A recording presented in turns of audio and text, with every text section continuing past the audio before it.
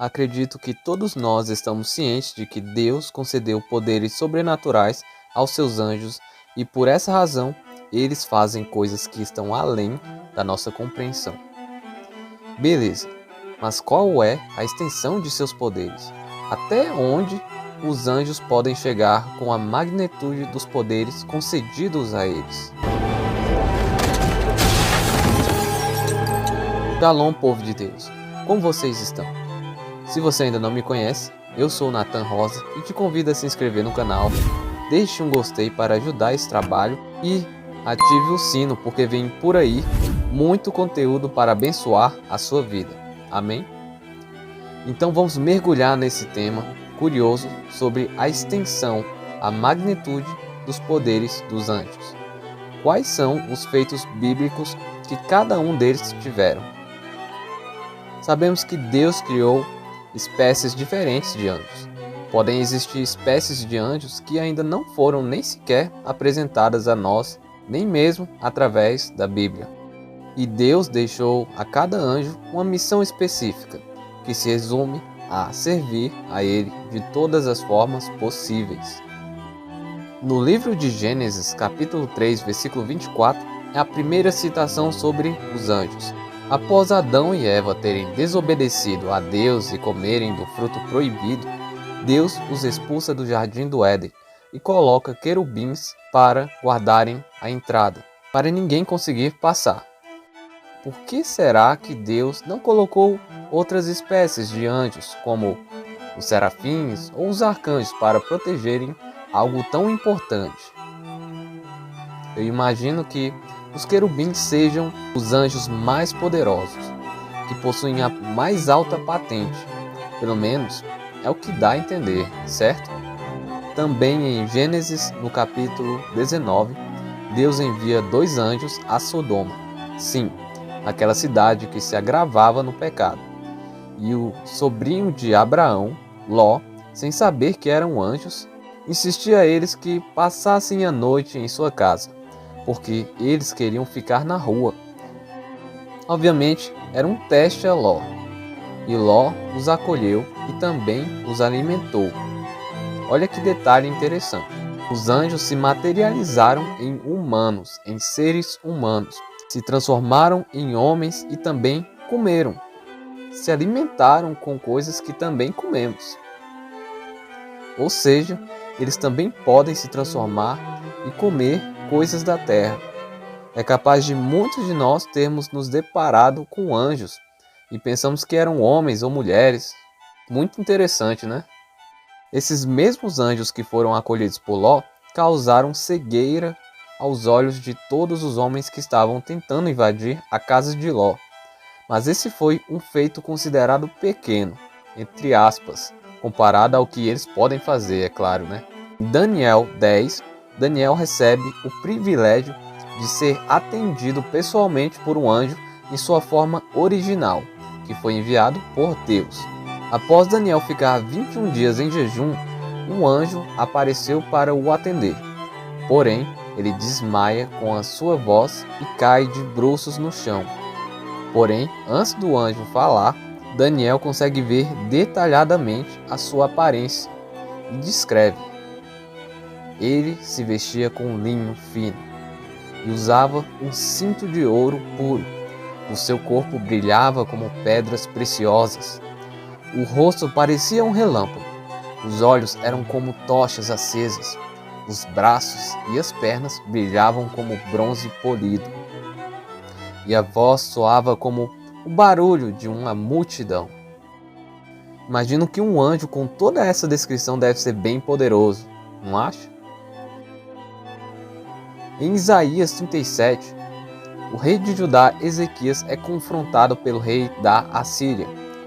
Através de cartas, o rei da Assíria tentou intimidar Ezequias porque os reis assírios já haviam derrubado vários reinos. Blasfemava contra Deus porque nem os deuses dos outros reinados tinham livrado os povos dos assírios. Ele achava que com Ezequias não seria diferente. Erro dele, né? Ficou totalmente enganado. Porém, Deus, ouvindo o clamor de Ezequias, se ira contra o rei assírio. e durante a noite envia um único anjo para o acampamento dos assírios, e esse anjo mata 185 mil soldados assírios. 185 mil soldados assírios. Detalhe, não demorou muito não para fazer isso. E ao amanhecer encontraram cadáveres por toda a parte. Imaginem o que um exército de anjos é capaz de fazer. Nem é possível de mencionar, né? Agora vamos ver um pouco mais da extensão dos poderes dos anjos a nível de mudanças climáticas. Apocalipse 7, ou Revelations, Revelações, o nome do livro na Bíblia escrita em inglês, porque fala de muitas revelações, coisas que estão por vir e que já estão acontecendo nos dias de hoje.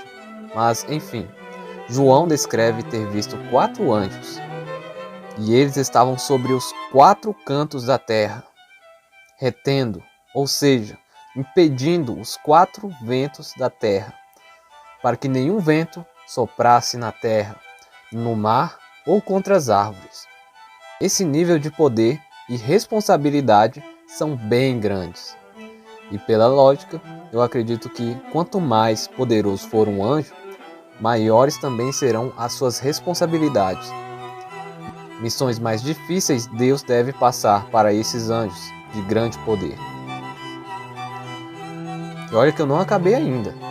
Na continuação, João diz ter visto outro anjo subir ao lado do sol nascente, que ele portava o selo de Deus.